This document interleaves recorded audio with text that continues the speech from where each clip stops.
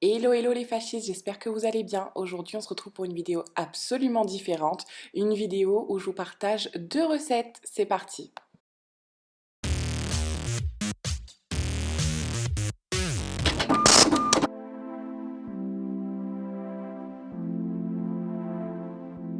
Alors pour cette recette de cookies, on va commencer par ajouter l'œuf. Vous ajoutez ensuite le sucre et le beurre fondu. On mélange le tout.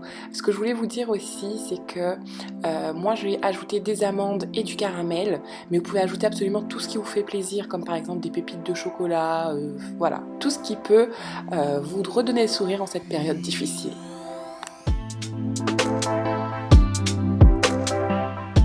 Une fois le tout mélangé, on continue en ajoutant les 150 g de farine et pareil, on mélange.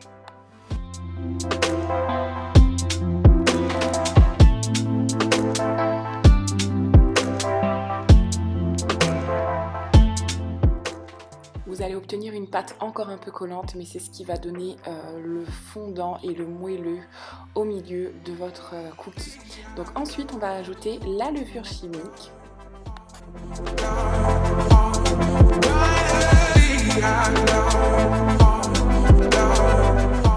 Il est temps d'ajouter toutes les gourmandises. Donc ici, j'avais envie de tester le caramel fudge. Vous pouvez mettre du pralin, des amandes, des pépites de chocolat, des carrés de chocolat, tout ce qui peut vous faire plaisir, des fruits secs, etc. Une fois que vous avez la première base de pâte, en fait, vous pouvez agrémenter absolument comme vous le souhaitez votre cookie. L'important, c'est de le garder plutôt collant pour qu'il soit toujours fondant, en tout cas pour ceux qui aiment les cookies fondants.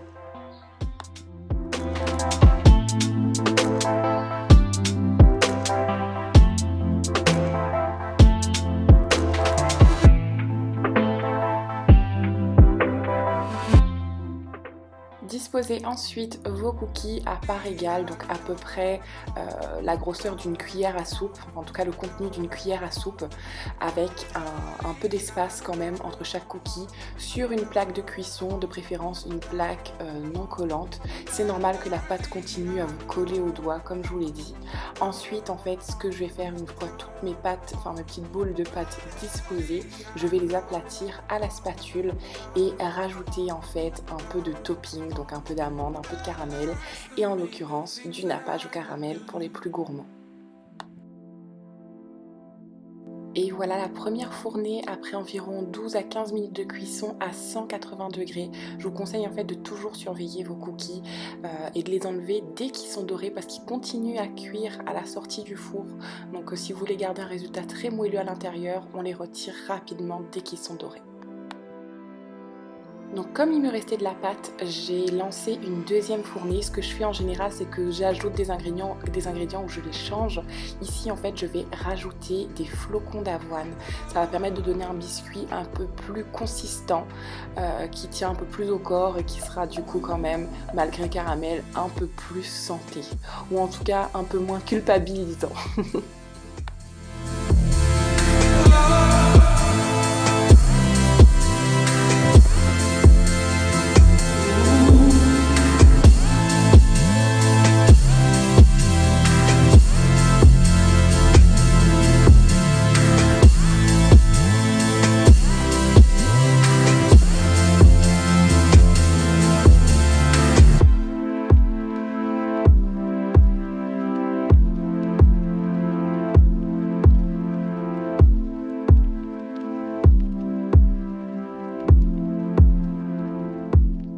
Voilà donc le résultat. Alors moi j'ai trouvé qu'ils étaient encore un peu trop cuits et un peu trop secs à mon goût. D'habitude je mets quand même un peu plus de beurre, je mets plutôt 70 grammes. Donc je vous conseillerais, si vous voulez le même rendu, de rajouter un peu de beurre. Mais si vous voulez quelque chose un peu plus croustillant, gardez cette recette et adaptez-la en fait à vos goûts.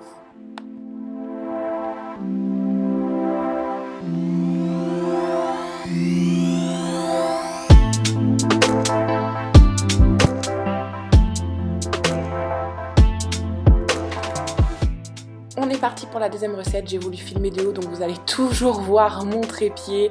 Écoutez, je suis encore en adaptation pour filmer ce genre de vidéo. Le concept idéal viendra entre avoir quelque chose où vous pouvez vraiment voir ce que je fais au-dessus de moi en fait et dans mes bols, et avoir quelque chose d'un peu plus esthétique où on ne voit pas les pieds du trépied. En tout cas, vous avez les ingrédients, c'est parti, on commence.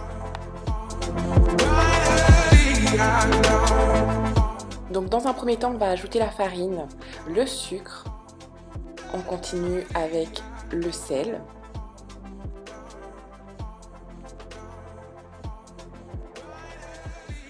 et enfin les graines de lin. Donc c'est une recette que j'avais vue il y a un certain temps sur une vidéo YouTube, je ne pourrais plus vous dire exactement laquelle. Donc il rajoutait pas de graines, mais moi c'est quelque chose que j'avais dans le placard et que j'avais envie d'utiliser. J'adore le pain aux graines. Vous pouvez aussi rajouter des amandes, des fruits secs, peu importe. Je pense qu'à partir du moment où on maîtrise pareil la recette de base, comme pour les cookies, vous pouvez agrémenter avec quelque chose qui rend pas vraiment beaucoup d'eau. Comme vous l'avez vu, j'avais préalablement ajouté en fait ma levure boulangère à l'eau tiède afin qu'elle commence à je sais pas comment on dit. En tout cas, vous avez compris. Et du coup, je vais mélanger le tout. C'est parti.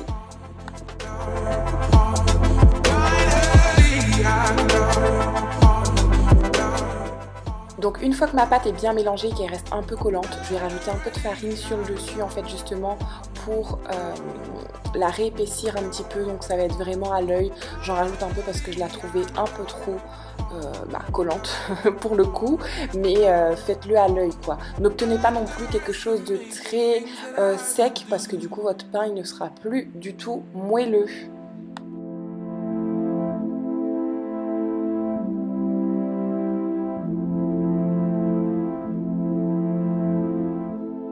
J'ai terminé cette première étape en fait en ajoutant ici un sac de congélation, donc un film plastique ou quelque chose qui va permettre en fait de préserver votre pâte, et j'y ajoute ensuite un torchon.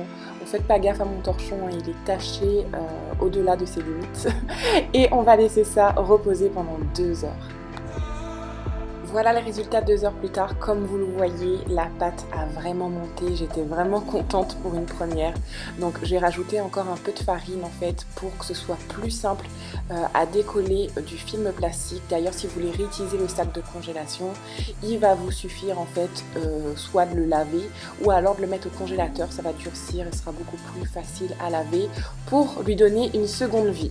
Donc j'ajoute de la farine comme je vous ai dit. Je vais récupérer ma pâte et l'étaler en fait sur mon plan de travail avec à nouveau un peu de farine pour enlever un peu le gaz à l'intérieur de la pâte parce que c'est ça qui aura fait gonfler notre pâte. Voilà. Je vais commencer en fait à travailler la pâte, donc j'ajoute de la farine et en fait ce que je vais faire c'est que je ramène toujours les extrémités vers l'intérieur pour pas non plus trop la manipuler, et ensuite je vais la découper en fait en... je pourrais pas vous dire en quoi, un petit péton, je sais plus comment est-ce qu'on dit. Voilà, enfin je vais la découper en plusieurs parties et je vais en faire des petites boules. Donc comme vous voyez, je suis pas du tout la pro des vidéos cuisine, j'espère que ça vous plaira quand même.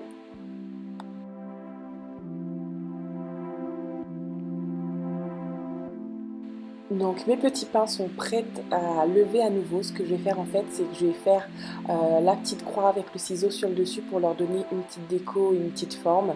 Je vais ajouter aussi à nouveau quelques graines de lin sur le dessus pour que ce soit encore plus croustillant et encore plus mignon. Donc on va les laisser reposer à nouveau environ 1 heure. Nous voilà 1 heure plus tard. Donc c'est une recette pour laquelle il ne faut pas être pressé, clairement. Moi ça m'a pris... une bonne après-midi pour ne pas dire une journée. Donc là ce que je vais faire en fait c'est tenter de décoller les petits pains qui se sont collés en fait en gonflant. Avec le recul je me rends compte que ma plaque elle est sympa parce que du coup elle ne colle pas, mais elle est beaucoup trop petite. J'aurais dû les faire 4 par 4 ou voilà, en tout cas pas plus que ça. Je vous conseille de bien les espacer. Donc ensuite moi j'avais pas de petit pinceau de cuisine, donc j'ai utilisé une cuillère. Prenez du beurre fondu, moi j'ai pris du beurre salé pour le coup parce que j'aime bien, je préfère. Donc et je vais en fait badigeonner le dessus des petits pains de beurre fondu en fait avant de les mettre en cuisson.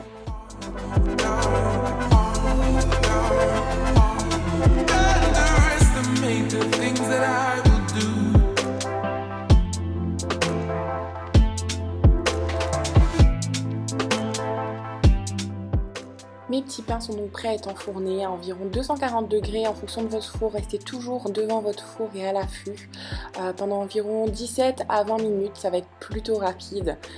C'est parti. Et voilà le résultat, je suis plutôt fière franchement. Le pain était croustillant à l'extérieur, très moelleux à l'intérieur. Ça allait juste ce qu'il faut, franchement. Ça fait plusieurs mois déjà que j'avais une recette de pain. Ça fait plusieurs semaines que ma soeur m'avait donné des graines de lin et que je voulais me lancer. Et il aura fallu en fait attendre le confinement pour que je me décide. Et franchement, pour une première, sans prétention, je suis très fière de moi. Et c'était beaucoup plus simple que ce que j'aurais cru. Donc si vous avez du temps devant vous, je conseille vraiment d'essayer cette recette pour éviter de sortir, pour avoir la fierté en fait d'avoir fait votre pain maison le matin ou pour le goûter. Moi d'ailleurs je l'ai savouré le soir même devant un petit plateau de fromage. Donc voilà, si vous avez testé la recette, donnez-moi votre avis, dites-moi ce que vous en pensez. Dites-moi si vous aimez ce type de vidéo et si vous voulez que je vous en fasse plus. Voilà, ça me fera vraiment plaisir d'avoir un retour à ce sujet. Je vous fais de gros bisous, je vous souhaite vraiment de prendre soin de vous et de vos proches et à très bientôt. Bye!